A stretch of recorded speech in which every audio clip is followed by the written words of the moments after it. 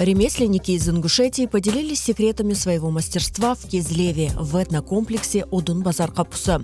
Идея пригласить мастериц войлочной студии «Стинг» принадлежит крымско-татарской мастерице Эльмас Апазовой, которая около 10 лет назад увлеклась войлоком. Это увлечение привело к знакомству и дружбе с мастерами из Ингушетии. С женщинами, с мастерами из Ингушетии я познакомилась в соцсетях. И рискнула, поехала на Северный Кавказ, окунулась в их работу, увидела, насколько результативен коллективный труд мастеров.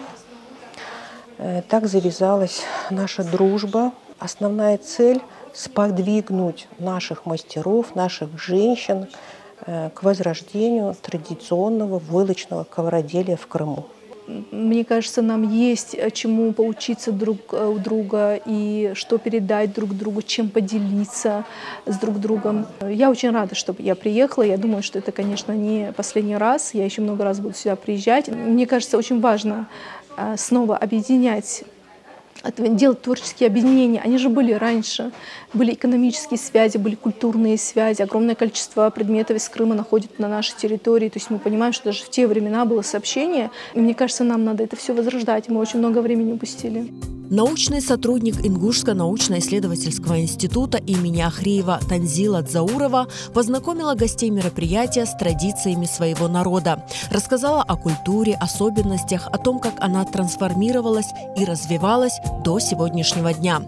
Также Танзила Ханым отметила общие черты крымско-татарского и ингушского народов. Ну, во-первых, у нас отношение к семейным традициям, к родственным связям, к соседям и вообще отношение к своему, именно к своему аутентичному. Второе, конечно, мы пережили почти одинаковую судьбу вместе с депортацией, потерей всей материальной культуры, и мы прекрасно понимаем ваше отчаяние и боль, как и вы наша.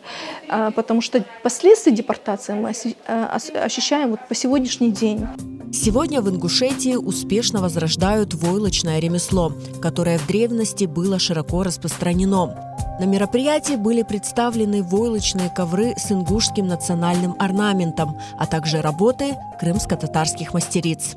Да, у нас техники валяния совершенно идентичны. Рисунок в чем-то схож, например, в каких-то общих мотивах древа жизни схожесть есть. В растительных мотивах тоже есть. Но все-таки зависело все от того, какой образ жизни вел тот или иной народ. Допустим, у нас наш образ жизни, верования отобразились на наших полотнах. А поскольку у крымско-татарского народа уже давно исповедует ислам, у них в основном сохранился растительный мотив, потому что изображение животных и так далее, это, конечно, было запрещено. А у нас все-таки вот стык принятия ислама и так далее пришелся на более поздний период, и очень многие фрагменты до исламского периода сохранились. Ингушские мастерицы стараются сохранить свое традиционное ковроделие со своим традиционным орнаментом. Это меня очень привлекает.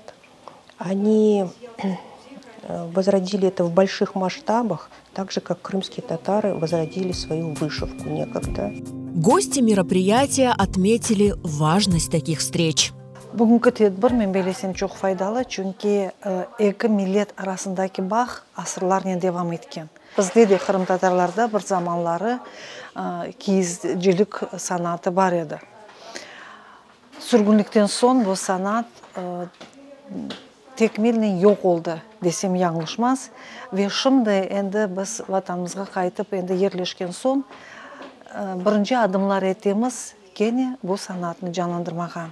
Очень интересное мероприятие, потому что и очень важное, потому что у нас было утрачено очень много знаний. Это маленький шаг для возрождения валяния в Крыму, для его масштабирования.